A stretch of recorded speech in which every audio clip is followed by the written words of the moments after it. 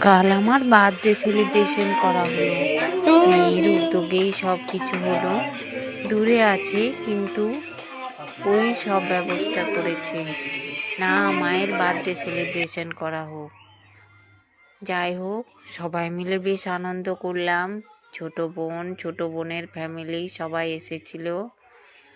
বেশ ভালোই মজা করলাম। নিজেকে বেশ সেই পুরনো দিনে নিয়ে যাওয়া হয়েছিল।